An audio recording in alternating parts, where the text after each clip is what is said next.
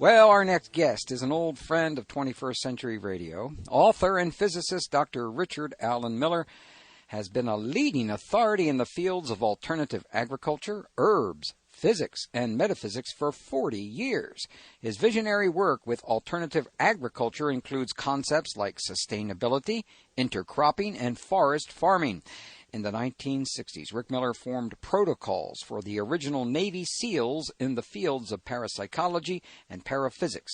He has written several best-selling books, including Modern Alchemist and several others, which we have discussed on previous editions of 21st Century Radio. He's joining us tonight to announce the release of his new book published with Nick Begich and Earth Pulse Press called ESP Induction Through Forms of Self-Hypnosis. We will also ask him for an update on his research into Cordyceps mushroom, a superfood he manufactures and sells through his Northwest Botanicals company, and which I've been taking every day since I learned about them in 2007. Now, if you are looking for a way to add more oxygen into your system and provide more energy to your day, I highly recommend this product. It certainly got me through repainting an entire mural, repainting an entire car, all within the period of about 4 months with no breaks in between. Well, I could say that's pretty good stuff. Welcome back to 21st Century Radio, Richard Alan Miller. Hi. What are you doing there, Richard? I don't know what to say to something like that, just hi. Yeah, okay. Well, friends, as our listeners know, I haven't seen or read your new book, so tonight we are just briefly overviewing it, and you're going to be joining us again in the months to come after I've had a chance to read it. Richard, what would you like to tell us about your new book, ESP Induction Through Forms of Self-Hypnosis?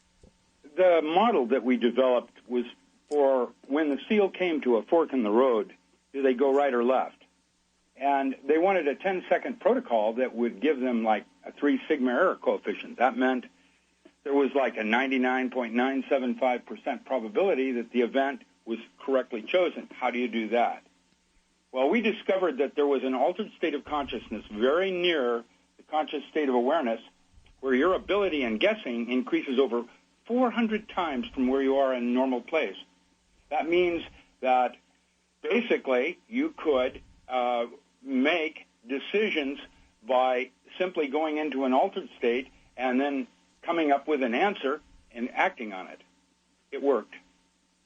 Is this in any way similar to any other work that was being carried on at Institute of Noetic Sciences or with Robert John out there at Princeton? Well, the Noetic Sciences, of course, that was started by Dr. Charles Muses is a really incredible organization, but their thrust and direction, I think, was a little different than the original intent. What we were trying to do was give our Navy SEAL an edge over common normal states of consciousness. And there were a number of different things that we developed, not just, being able to make a right decision with, a 99.975% probability. It's almost as if, and that's where we're going to go with my third book, that we're not really actually seeing reality as much as we're creating it. I see. Have you read Dan Brown's latest book? No, I haven't. Tell me about it. Well, the reason why I'm just referring to it here is that he did bring up one of the things that I enjoyed about his book, dealt with his ideas in making sure that certain information was passed out in regards to Institute of Noetic Sciences and what they were doing there. This is the kind of stuff basically that the media, for some reason, always misinterprets or misquotes or ignores or puts down. One of those things. And that's the reason why there's a lot of biblical references to the possibility that this is not something that man wants to be pursuing.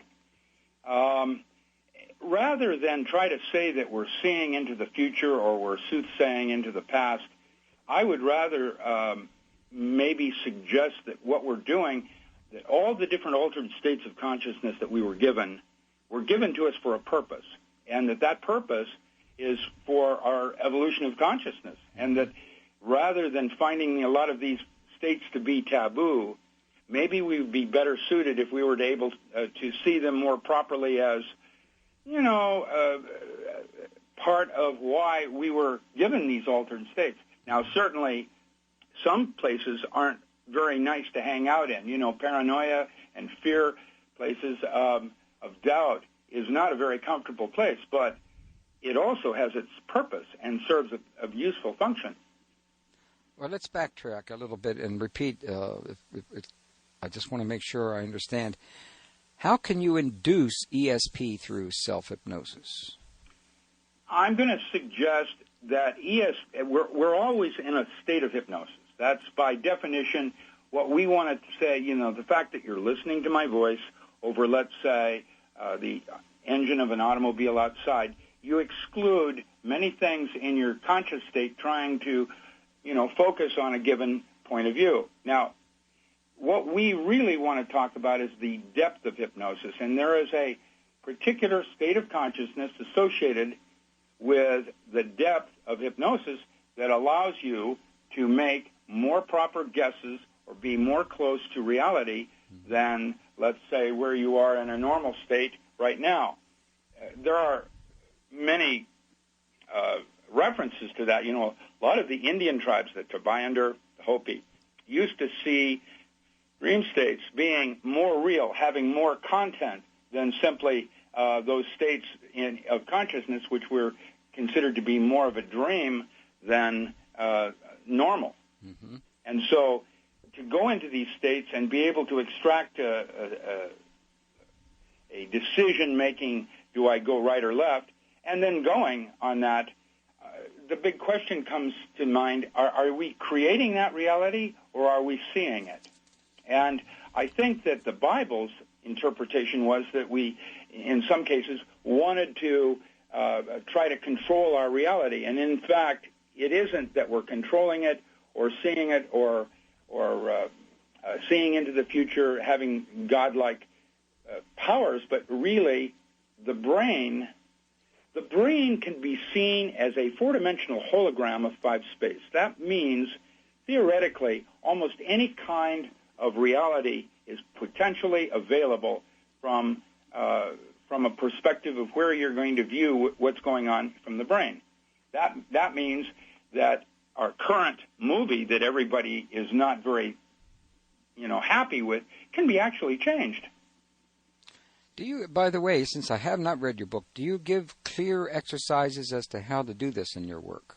Oh, yeah. There's the book itself has a number of guided images where they're meant specifically to take you down to that state of consciousness where the best guessing occurs, and then to bring you back up into a state where you can then act on it and do something about it.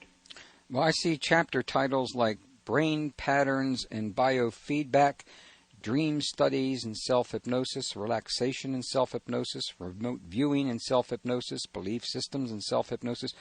Would you care to elaborate on one of these in our limited time tonight? Oh, yeah, no problem.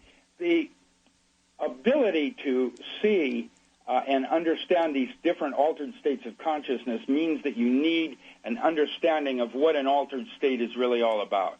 And that's what we're about right now, trying to define that by biofeedback and other kinds of technologies that are used to measure these various states of consciousness.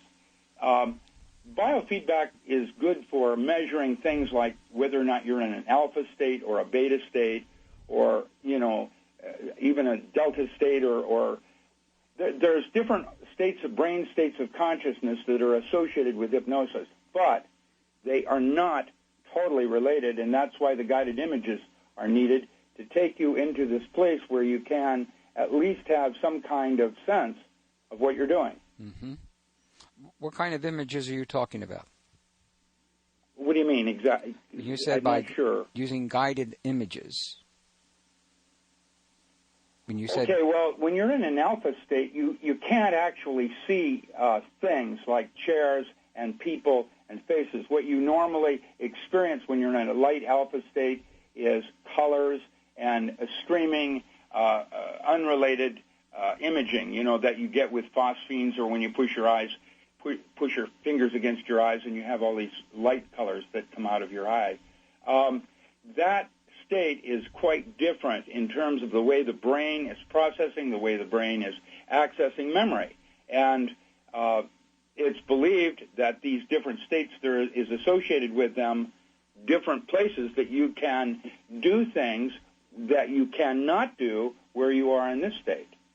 That's what the whole thing was about, is to be able to go do something that you can't do in a normal state of consciousness. That's what altered states are really all about.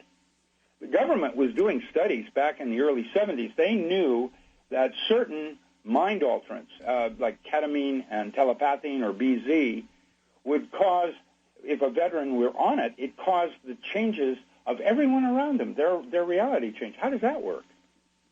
Nobody understood that it wasn't a contact high. There was something else going on that was very, very important. And we still have not yet actually gotten into detailed answers yet, but we're now getting closer and closer with the study of altered states of consciousness. Well, we're going to take our final break of tonight's show. We'll be back with our guest, Richard Allen Miller. And our final guest of this hour is Dr. Richard Allen Miller. And he has a new book. I haven't read it yet, so that's why he's going to be rejoining us in the months to come, called ESP Induction Through Forms of Self-Hypnosis, published by Earth Pulse Press. We have a website, part of the website. If you just go under books, it'll have a list of all the different books I've written. And hopefully, as I'm increasing, I've just switched over to Joomla, so I'm planning to have a number of other books, details. You know, like some of my books have gone through a number of different reprintings, and some of them are really interesting. You know, the Magical and Ritual Use of Herbs now has sold 197,000 copies. Good Lord. And it couldn't come at a better time. I know, it surprises me, too. Yeah, it couldn't come at a better time, especially during this time period of the health conditions in this country. Before we run out of time, please tell our listeners about the Cordyceps mushroom and how your company, Northwest Botanicals, packages them for optimal consumption and what health effects they will notice when they start taking them regularly. I was very lucky. My partner, Swan Gardner in Canada, he's been my partner now maybe 37 years, has ownership and is good friends with John Holliday. So we were given the distributorships for Canada. We have Canadian distribution. Now, the Cordyceps Sinensis, this year, the company has increased their productions to such an extent they're now producing in excess of 200,000 kilograms per month. That's unbelievable production. The hybrid form is like basically 5.4 times stronger than the forms that are normally either grown or cultivated by other people or even picked wildcrafted, and we're at the same price. Now, what that mushroom is about is polysaccharides. The polysaccharide is a huge, long sugar molecule with more than 100 oxygen molecules in it. And as the sugar molecule is broken down, the oxygen is released on a cellular level, and you simply can't get enough oxygen in your blood or on a cellular level like that. It's just probably got to be one of the best foods ever developed for men. It not only gets rid of cancer, because of course cancers can't exist in an oxygen-rich environment. It regulates blood sugars. It allows a number of different kinds of functions to happen that would not normally otherwise happen with the way the body is and the way the lungs are inefficient in terms of getting oxygen into the body on a cellular level. So it obviously enhances physical stamina? Oh, yeah. Well, that's what the Russians used. They used the Cordyceps Sinensis as a way to win all their Olympic gold medals. And, of course, when they were tested for the drug, it was approved that it was basically a food and gave them extra benefits of being able to run faster, run longer, run harder, and maybe run just a little bit better than they might otherwise. That's very interesting, because I remember that time period when there was such great controversy. It was either in the late 80s or the early 90s. No, this was the most recent Olympic Games. Oh, the more recent They used the Cordyceps Sinensis in what they called Performax. Basically, they took all the different forms of Cordyceps militans. There are maybe 5 different species in that genus, and they combined them into food rather than doing what normally pros do, like with honey, that kind of thing, trying to enhance their performance during their competition, and it worked.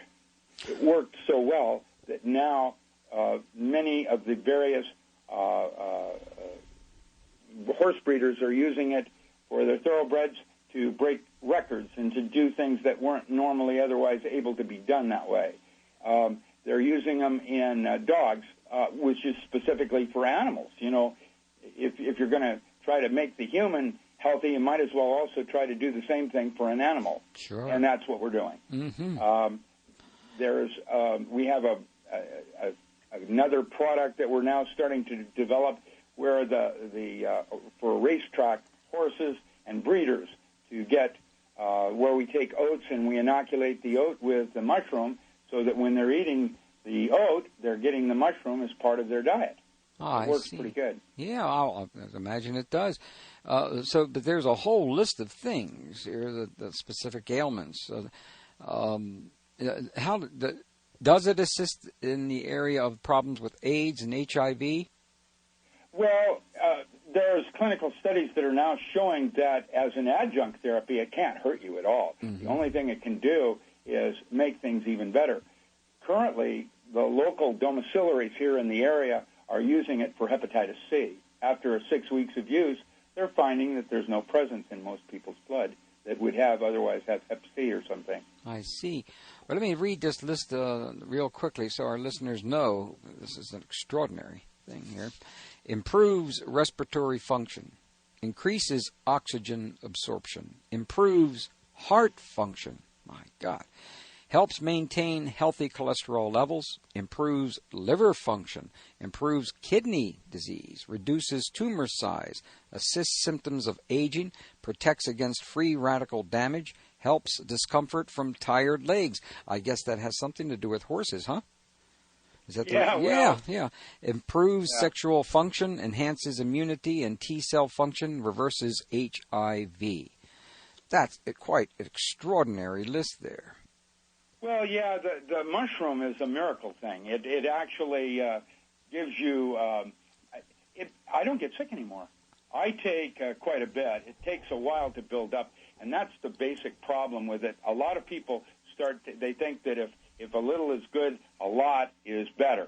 And that's not necessarily true until the body can build up some kind of an immunity to being able to generate those proteins necessary to tear down the mushroom. And so what happens next is if you take too much of them, a lot of people might experience something like lower bowel problems or something related. Well, I had that. Yeah, go ahead. No, I had that problem in the beginning, but that worked itself out faster. Well, basically, what you can do when Duncan, there's a really good article in Nexus magazine, not in the last issue of Nexus magazine, and it's also online for download on cordyceps as a true superfood. It basically gives the clinical studies and some of the other things that were developed around that to make this food so special like it is. But what I was going to say is that there are ways that this mushroom is, like, for example, Asia, right now, Coca-Cola Asia is using this cordyceps as a way to give you energy and speed over what they used to use, which was caffeine. Mm-hmm. Coca-Cola West here in North America does not do that yet because the market knowledge of this mushroom is fairly limited. People don't really know much about it here, whereas in Asia, the mushroom's been used for, maybe more than 200 years. It's everybody really quite familiar with it. We have about 30 seconds left. What would you like to leave our listeners with before you can join us again in the months to come? Well, yeah. What I'm planning to do this next year is offer a series of workshops around the ESP where I can take you into guided imageries and show you how to do this for yourself. Now, the second book, which is due out in February, I'm shooting for February right now, is called Power Tools for the 21st Century. This is part of a 3-book series that Nick Begich is putting together on the evolution toward the evolution of consciousness. Basically, the third book is titled The Non-Local Mind in a Holographic Universe. I'm basically going to show you how the body basically is like a battery where water and photons hitting water cause the concepts of cold fusion in the body, and how there are possible series of different kinds of things that you might want to consider doing that were used. We are out of time right now, Richard, and obviously we're looking forward to your joining us again so we can check into those matters. See you next week on 21st Century Radio with Zahara. 21st Century Radio is produced by Hieronimus Company. Our executive producer and research assistant is Laura Kortner. Our engineer is Anita Brockington, and I'm Dr. Bob Hieronimus.